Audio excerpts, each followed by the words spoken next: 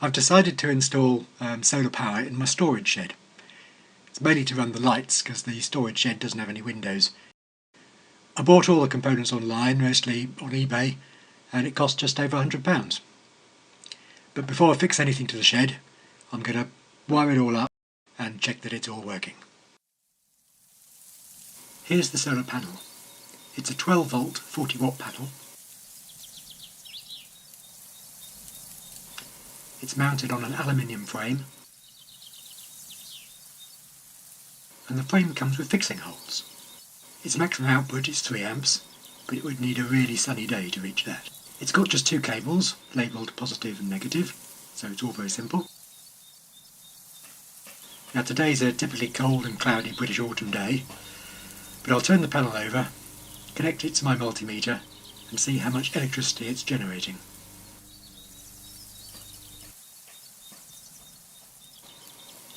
So negative to negative, and as I connect up the positive, the multimeter should register a voltage. Good, that's working. I'll zoom in on the multimeter, which is set to the 10 to 50 volt range.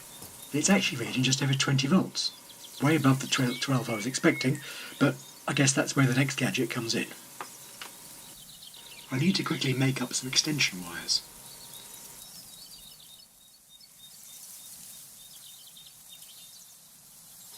These will be properly connected in the final installation, but for now I'll just twist a couple of wires together and wedge them into the connectors. So I don't get confused, I'm using red wire for the positive and black for the negative. I'll leave that red wire hanging off the edge of the bench so it doesn't touch the black one and short out. To stop the wires falling out, I'll tape the connectors with some insulating tape.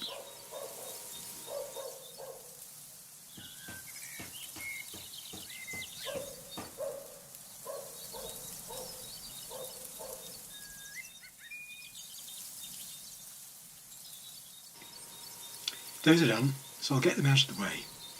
I need to be careful the bare wires don't touch.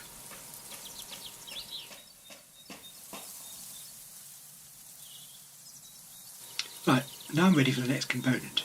This is the charge controller. This regulates the power coming from the panel. It stops the battery from being overcharged and also stops it from running completely flat. The black sensor on top is a temperature sensor, and it'll shut off the system if things get too hot. It's kind of the brains of the outfit.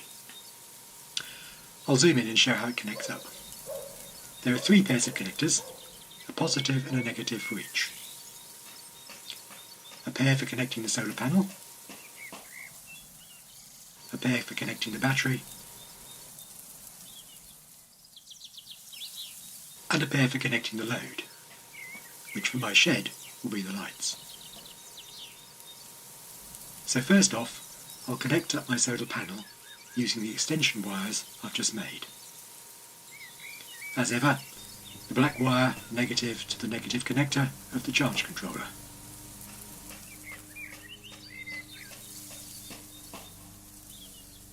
And the red wire to the positive.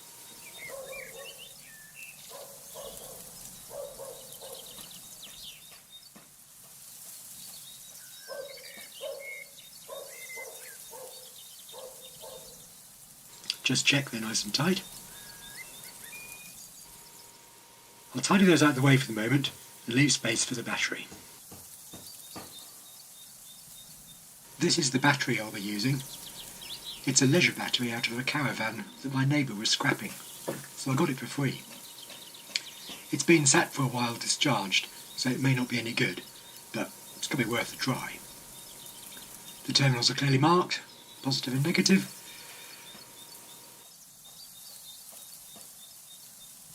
I'll use these red and black wires to connect it up. I find these small Jubilee clips are the right size for these round battery terminals. Just slacken them off a bit. Tuck the bare end of the wire inside.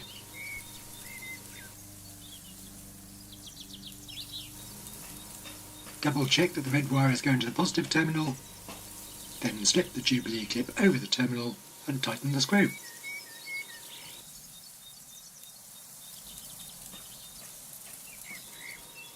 Then the same for the black wire on the negative terminal.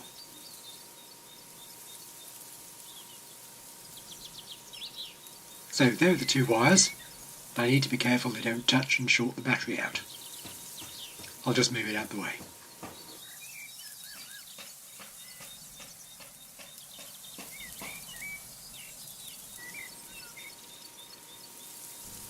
Now get the charge controller again so I can connect up the battery.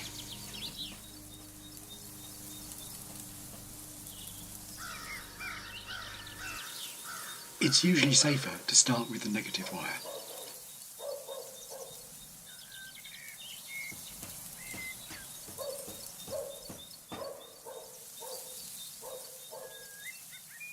Just slide in the black wire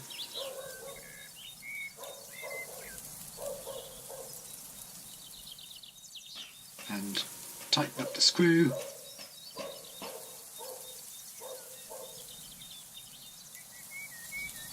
That's good and tight.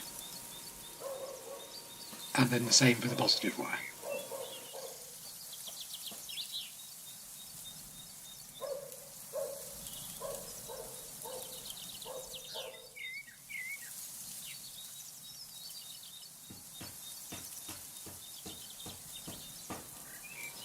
There, the display on the charge controller has come on, so that's working too. I'll just zoom in on the display to show what's going on.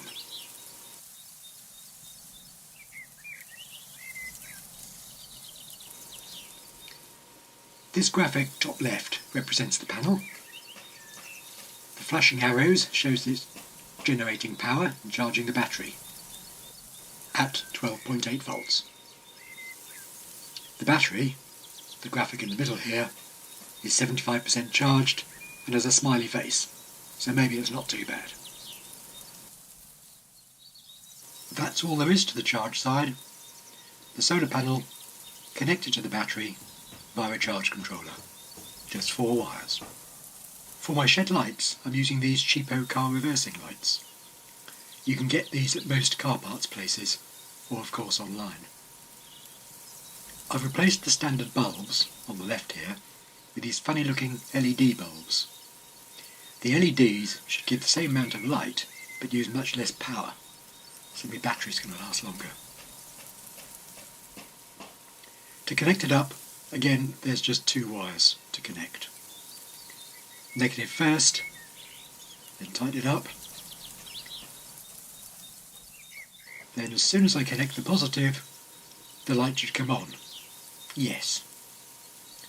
I'll just tighten this up and get these wires out of the way.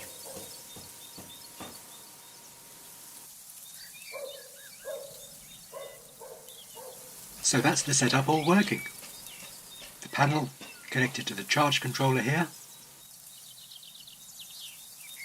The battery, positive and negative, also connected to the charge controller.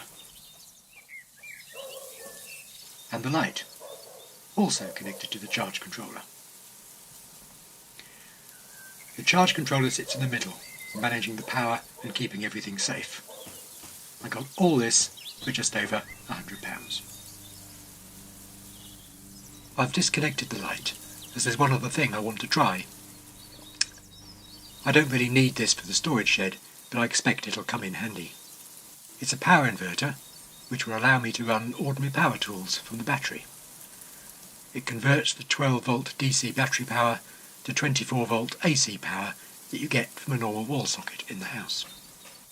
It's got a socket for a UK 3-pin plug on one end, and also an on-off switch. The other end has 2 fat cables with clips for connecting to the battery.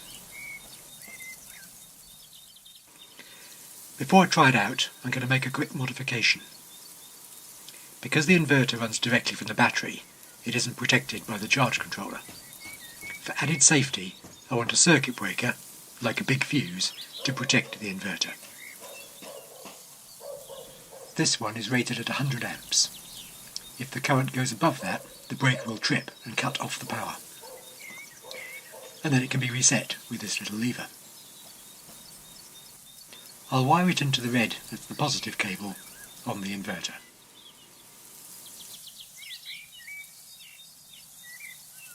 I'll take the cable off to make it easier.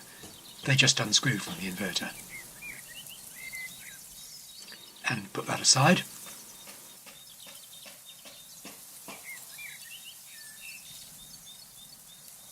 Cut the cable about halfway along, doesn't matter exactly where. Strip back the insulation. This knife isn't really the best tool, I must get myself some proper wire strippers. Anyway, that's one done. Then again, same the other side.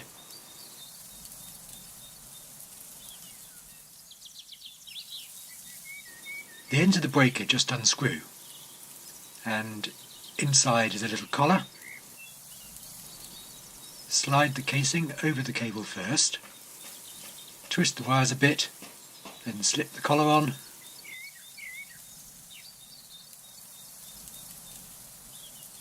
Insert the wire into the breaker and tighten up the screw.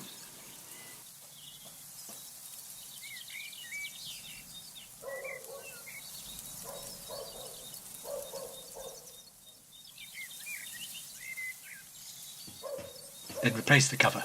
It just screws on. Same the other side. Cover, collar, insert, tighten and screw the cover back. I just need to reattach the cable to the inverter. These washers are a bit fiddly.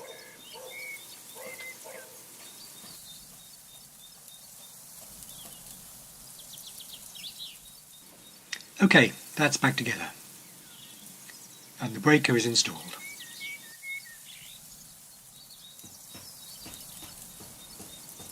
These clamps attach directly to the battery terminals. Black cable first, onto the negative terminal.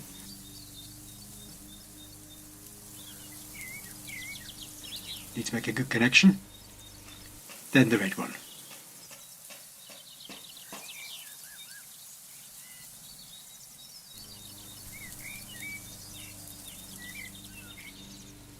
When I switch it on, the fan starts up, so that's working.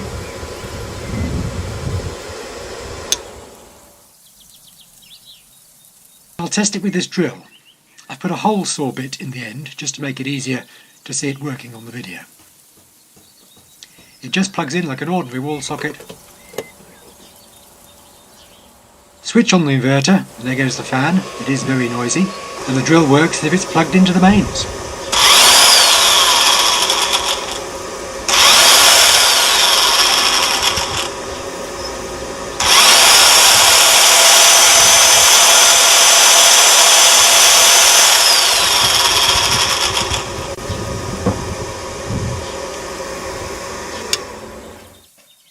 So I now have my solar panel connected to the charge controller, and it's charging the battery.